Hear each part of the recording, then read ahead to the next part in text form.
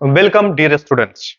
आज हम लोग देखो 2023 का एक 3D से अगेन एक सवाल करने वाले हैं जो 5 मार्क्स में पूछा जा चुका है। ठीक है, देखो इस क्वेश्चन हम इसलिए करा रहे हैं कि अभी आप देखें, मतलब 20 साल का क्वेश्चन पेपर देखेंगे तो इस टाइप्स का क्वेश्चन नहीं पूछा था उसने।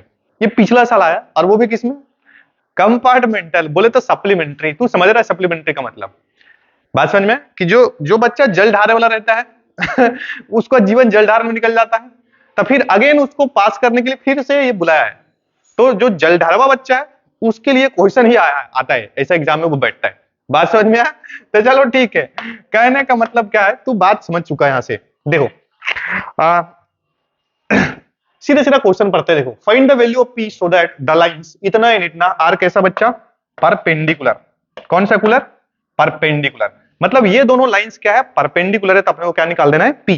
ठीक है, अब देखो गधा बच्चा सॉल्यूशन कैसे करेगा, जो मतलब हम ये बार बार कह रहे हैं सवाल में। जैसे इस बार का भी पेपर देखो, कल अपना मैथमेटिक्स का पेपर है, तो हम बार बार क्लास में बच्चों को बोलते कॉन्सेप्चुअली पकड़ो हर एक चीजों को। तू रट के तू मतलब ठीक है लल्लू टाइप सवाल कर लेगा, लेकिन ढंग का अगर पेपर आया तो तुम्हारा वो कहानी खत्म। बात समझ में आए? तो अगर तू नॉर्मली बच्चा सोचेगा तो सीधा है कि sir equation of straight line का अगर दो लाइंस पैरेलल है, सॉरी परपेंडिकुलर है, तो उसके करस्पॉन्डिंग एलिमेंट्स जो है उसको मल्टीप्लाई करके जोड़ने पर वो कितना होता है, 0। तो वो मुंह उठा के 3 इंटू 3 करेगा, 8 इंटू 1 करेगा, 17 इंटू 5 सोल्व करेगा, सत्यानाश। बात समझ में है?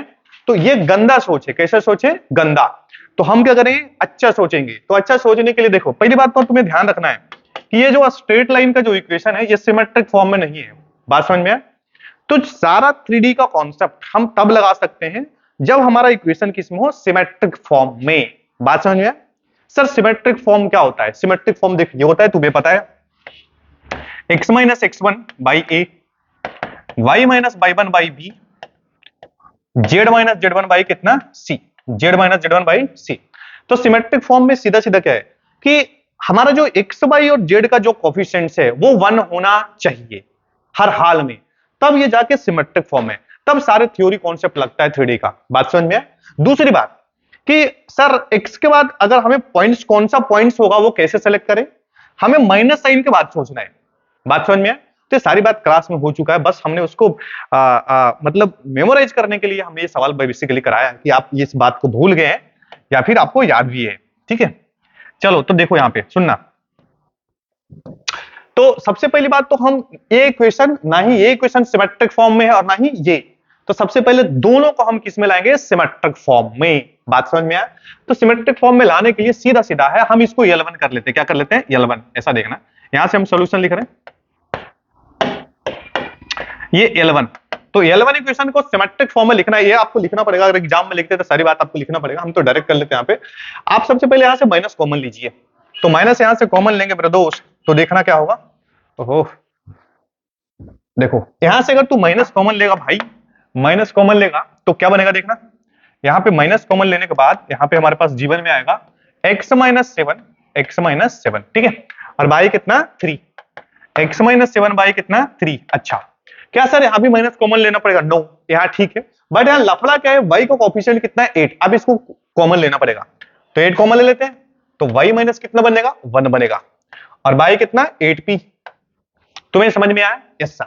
अच्छा, यहां कोई लफड़े वाली बात नहीं, ये तो डायरेक्ट दिख रहा है, जेड माइनस 11 बाई कितना, 17।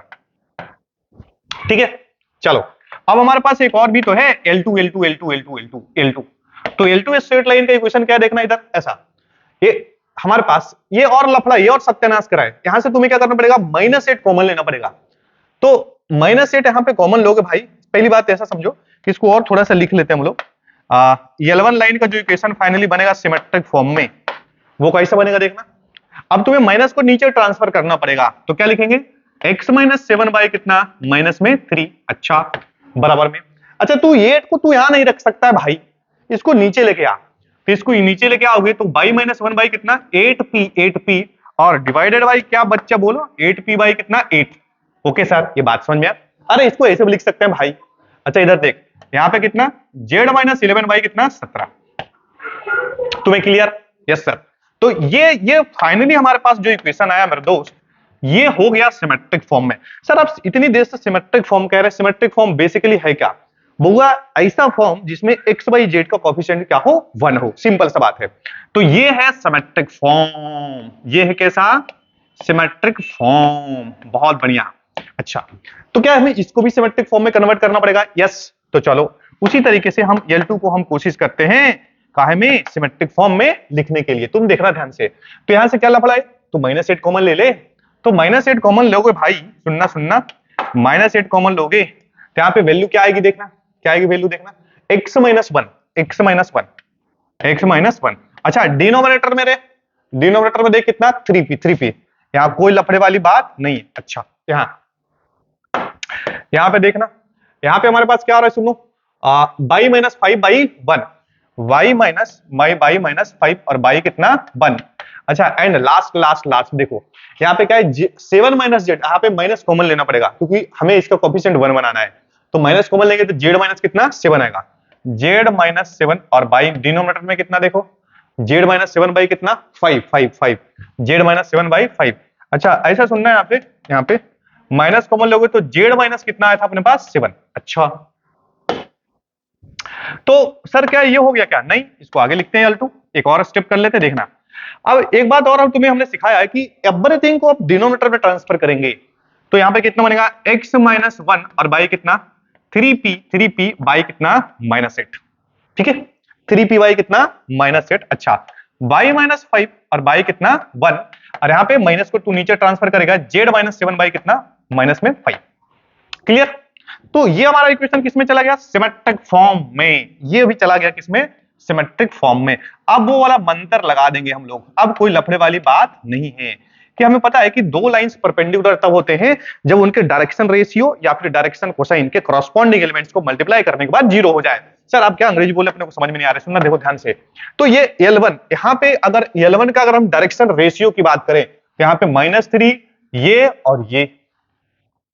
अच्छा और अगर हम L2 की डायरेक्शन रेशियो की बात करें, ये और ये, तो लिखेंगे यहां से सिंस चूंकि since L1 and L2 are perpendicular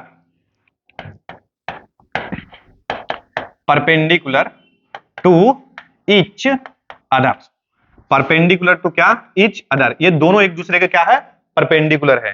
तो जैसे ही हमको दिखा परपेंडिकुलर तो सीधा सीधा हम क्या करेंगे, आप चाहे तो ABC इसको A1 B1 C1 मान ले और इसको A2 B2 C2, ये फालतू का टाइम पास नहीं करने वाले। देखो सीधा सीधा यहां से क्या बनेगा, देख -3 मल्टीप्लाइड बाई ये, -3 मल्टीप्लाइड बाई 3p बाई -8।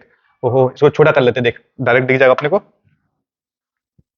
यहां से हम क्या लिखेंगे, यहां से देख, यहां से हमारे पास हो जाएगा -3 मल्टीप्लाइड बाई 3p बाई -8। अच्छा प्लस, अब इसका कर ले, अच्छा 8p/8 तो कट ही जाएगा, लेकिन एक बार लिख लेते 8p/8 और इंटू कितना 1 और प्लस एक और भी तो टर्म है 17 और मल्टीप्लाइड बाई कितना -5 और इसकी वैल्यू कितनी होगी 0, इसकी वैल्यू कितनी होगी भाई 0, है ना। अच्छा देखो यहां से